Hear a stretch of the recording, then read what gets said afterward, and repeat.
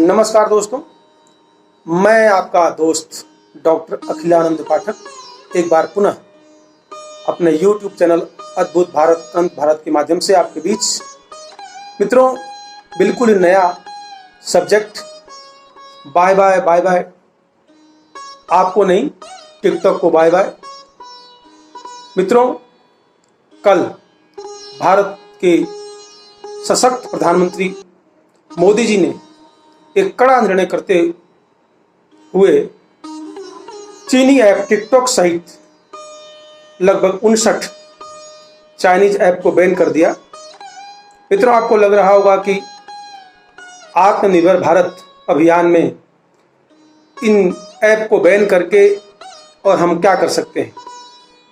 तो मित्रों, आपको बता दूं मैं कि टिकटॉक जो एक ऐप है, इसके द्वारा लोग अपनी प्रतिभाओं को निखार रहे थे। सबसे अधिक भारत में 60 करोड़ से अधिक यूजर इसके थे, 30% से अधिक यूजर्स, और अकेले टिकटॉक की कमाई लगभग भारत से जा रही थी उनकी 12 से लेकर 15 अरब रुपए तक। मित्रों, ये एक प्रतीक है कि चीन ने किस प्रकार से हमारे मनोवैज्ञानिकता पर, हमारी मानसिक बुद्धि पर एक प्रभावी रूप से हमको कमजोर बना दिया था। इसलिए इस ऐप को प्रतीक मान करके आप देखें, और मैं आपको बताऊंगा तो आपका मित्रों दिमाग हिल जाएगा कि किस प्रकार से चीनी ऐप ने हमारे घर घर में न सिर्फ हमारी पीढ़ी को चीन की तरह सोचने के लिए मजबूर कर दिया, वरन हमारे जो सीक्रेट्स हैं उसको भी इन्होंने तार तार किया है। मित्रों, जितने भी चीनी मोबाइल हैं, जितने भी चीनी ऐप्स हैं, उसके द्वारा हमारी सारी सूचनाएं चीन को जाती थी। इसीलिए मित्रों, आपको ध्यान होगा अमेरिका में, रसिया में अपने अपने ऐप्स हैं लोगों के। और आपको जान करके आश्चर्य होगा मित्रों कि चीन आपके जो जितने भी सोशल मीडिया है, सोशल जो साइट्स हैं, उनको यूज नहीं करता। आपको जानना अभी बहुत जरूरी है मित्रों कि जो चीन है उसके यहाँ यूट्यूब की जगह यूट्यूब, फेसबुक की जगह रैन, ट्विटर की जगह वीपो, व्हाट्सएप की जगह रीचैट और अमेजन की जगह टाओ या अलीबाबा जैसे ऐप यूज होते हैं। जबकि हमारे देश में सारे चीन ऐप भरे पड़े हैं और हम उसको निसंकोच पूरे विश्वास के साथ उपयोग करते हैं। मित्रों, आपको लग रहा होगा कि ऐप तो हमारे बहुत सारे यूज नहीं हो रहे थे, इससे हमको क्या नुकसान होगा। मित्रों, आप ध्यान से सुनिए।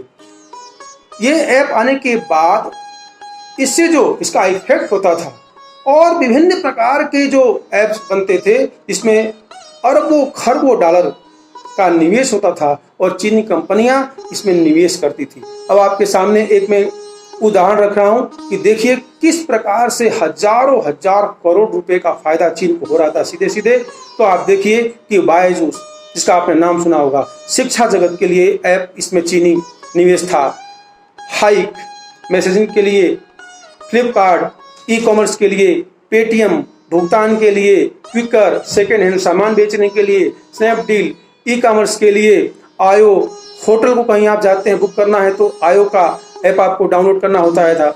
ओला, कहीं भी गाड़ी करनी होती है वहाँ, उड़ान ई कॉमर्स के लिए, जोमेटो फूड डिलीवरी के लिए, और डेली हंट न्यूज के लिए।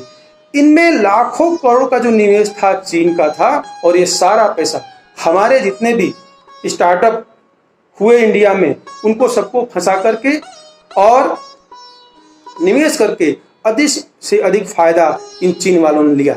मित्रों, आपको पता है कि WTO के समझौते के तहत निश्चित रूप से व्यापार करना दोनों देशों के बीच की मजबूरी है, लेकिन व्यापार भी दोनों देशों के बीच बराबर का होना चाहिए था। मित्रों, आपको पता है कि इस 2000 से लेकर के 2010 से 12 तक हमारे यहाँ 3 से लेकर के और 15 अरब डॉलर तक का जो व्यापार हुआ है वह हमारे देश में हुआ। लेकिन हमको इसमें क्या मिला? हमको इसमें कुछ नहीं मिला, क्योंकि 1 लाख करोड़ का सामान हमने मित्रों लगभग भारत से चीन को भेजा तो 5 लाख करोड़ का सामान वहां से आया। मित्रों, आपको एक जान करके बड़ा आश्चर्य होगा कि 2019 का जो व्यापार घाटा है भारत का, वो लगभग 57 अरब डॉलर का है। तो यह कौन सा व्यापार है भाई? मित्रों, भारत देश कपड़ा, जूट, चावल और कुछ सामान, पेस्टिसाइड यहां से भेजता है, जबकि इलेक्ट्रॉनिक का लगभग 70% का मार्केट जो चाइना का है वो भारत में है। इससे हमको कितना बड़ा नुकसान होता है। मित्रों, अब आप कहेंगे कि वो सारा सामान तो यहाँ बनता है। हाँ, भारत में मेड इन इंडिया लिखा जाता है, सारा सामान यही बनता है, लेकिन सारे कल पुर्जे जो हैं वो चाइना से आते हैं क्योंकि वो सस्ते होते हैं। इसीलिए हमारी आत्मनिर्भरता खतरे में है। हम उनके ऊपर पूरी तरह एक तरह से निर्भर हो गए। अब इन सारे ऐप के हटने से इन सारी कंपनियों में निराशा छा जाएगी और हमारे यहाँ नए अनुसंधान होंगे, नए लोगों को काम मिलेगा। युवा जो है इस बारे में सोचेगा हमारा ऐप क्यों नहीं हो, और इस दिशा में एक कदम हम सफलता की ओर, एक कदम हम आत्मनिर्भरता की ओर, आत्म स्वावलंबन की ओर हम बढ़ेंगे। इसलिए यह एक बहुत बड़ा रणनीतिक, साहसिक और दूरगामी मित्रों यह निर्णय है। इसको हमें देखना चाहिए। मित्रों, आपको मैं बताऊं कि मोबाइल कंपनी ज्यादा भारत देश में थी, लेकिन वो बंद हो गई। आपके ध्यान के लिए माइक्रोमैक्स, इंटेक्स, लावा लगभग बंद हो गई। क्यों बंद हो गई? क्योंकि इन कंपनियों से सस्ते माल और सस्ते मोबाइल बना करके और इन चीनी लोगों ने हमको देना शुरू कर दिया और इनमें निवेश करके इनका सारा मार्केट लगभग बंद कर दिया। मित्रों, चीन का व्यापार का जो सिस्टम है आपको जानना पड़ेगा। चीन में एप्पल भी रोता है। एप्पल ने वहां कंपनी लगाई, उनको अवगत करते हैं और पूरी तरह से सहायता देकर के एप्पल को उन्होंने अपने यहाँ लॉन्च करवा दिया। साल भर के बाद सारा उन्होंने देख लिया सिनारियो किस प्रकार का है, फिर उसका डुप्लीकेट तैयार कर दिया। और मान लीजिए कि अगर 50,000 का एप्पल का फोन है और 30,000 का फोन चाइनीज, उसी प्रकार का डुप्लीकेट मिलने वाला है। अब एप्पल बेचारा रो रहा है।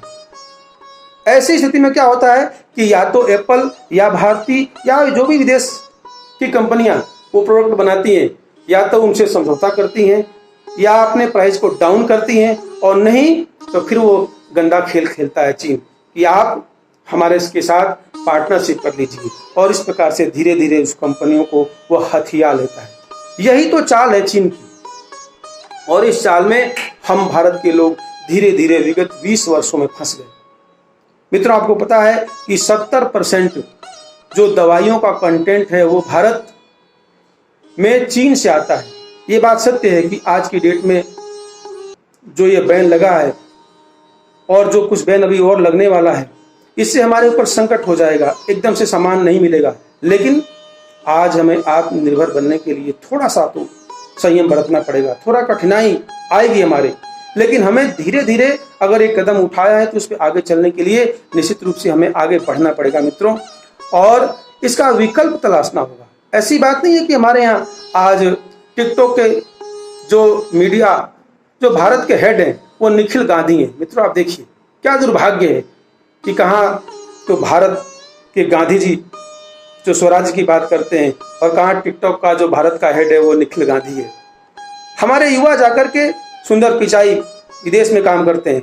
इन लोगों को एक प्लेटफॉर्म मिलेगा, एक अवसर मिलेगा अनुसंधान करने का, और चीनी ऐप और चीनी सारे सामानों का हम विकल्प तलाश करके निश्चित रूप से सारे ऐप से बहुत अच्छे ऐप हम बना पाएंगे। तो मित्रों, जो हमारा जो ये जो एक प्रकार से जो 5 गुना व्यापार में हमसे चीन आगे है और वो हमको घाटा पहुंचाता है, जो व्यापार घाटा को कम करने के लिए बार बार मीटिंग होती रहती है हमारे चीन के साथ, लेकिन और उस पैसे का वह देखिए मित्रों, कहाँ से गलियान घाटी या डोकलाम या पाकिस्तान या नेपाल वो पैसा दे करके उनको खरीदता है और फिर भारत के विरुद्ध उस पैसे का उपयोग करता है, दुरुपयोग करता है।